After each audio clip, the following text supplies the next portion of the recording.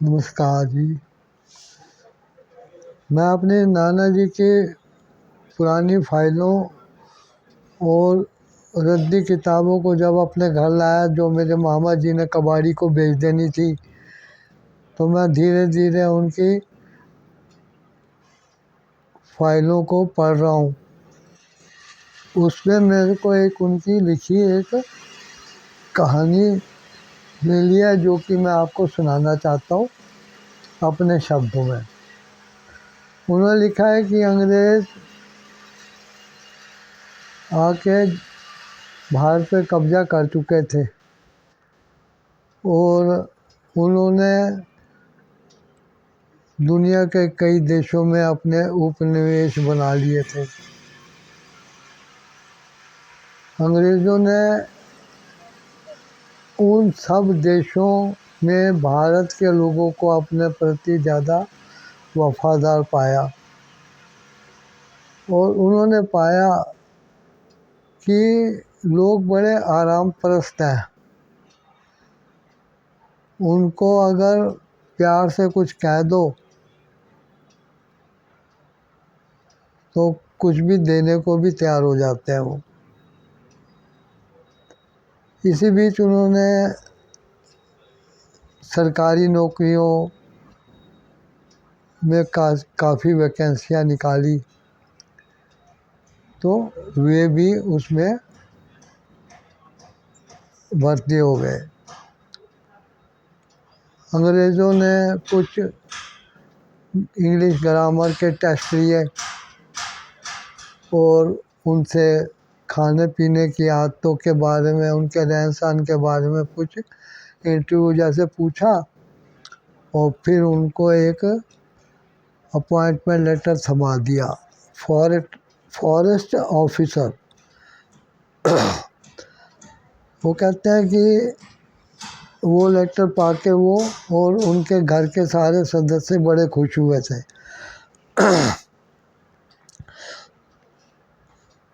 लेकिन तभी एक वकील थे जो कि इंग्लैंड में पढ़ के आए थे, तो उन्होंने उस अपॉइंटमेंट लेटर को पढ़ा तो उसमें पता लगा कि साउथ अफ्रीका के जंगलों में उनकी नियुक्ति हुई है।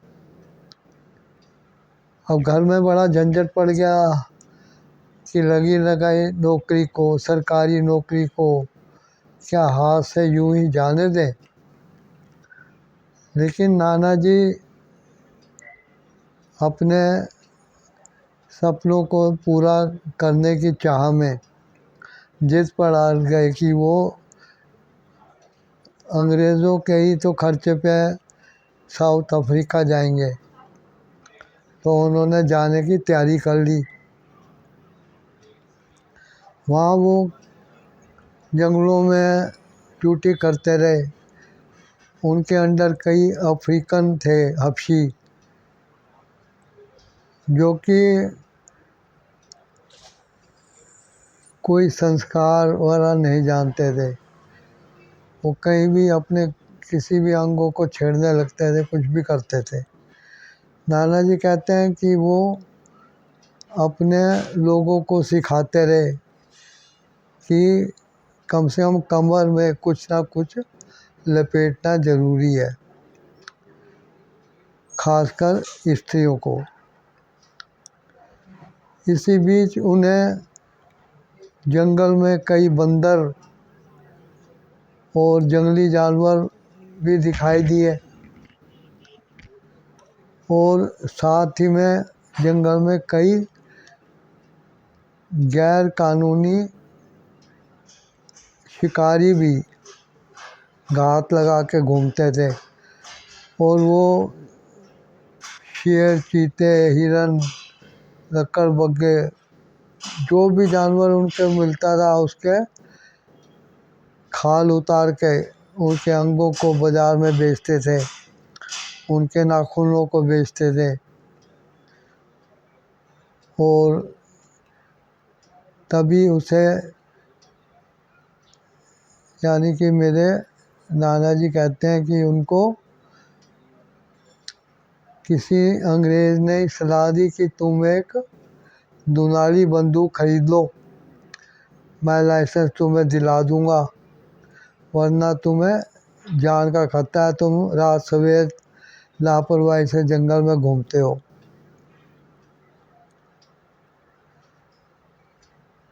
उन्होंने लिखा कि वो शिकारियों पे कई बार गोली चलाते थे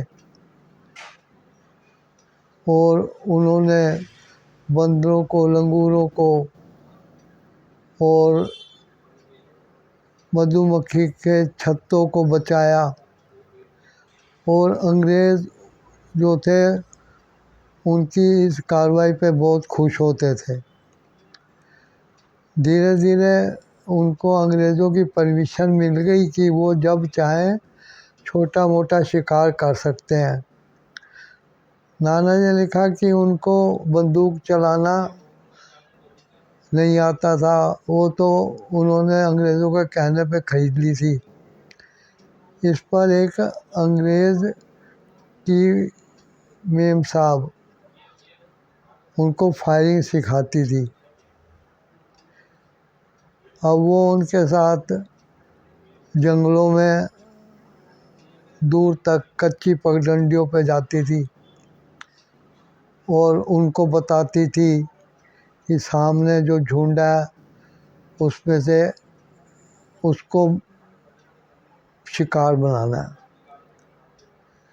धीरे धीरे नाना जी को इंटरेस्ट पैदा हो गया था, तो वो अच्छे निशानेबाज भी बन गए। अब वो मैडम जो है उनके साथ नहीं आती थी, लेकिन उनको उसके पास रोज़ अपना शिकार लेके जाना पड़ता था।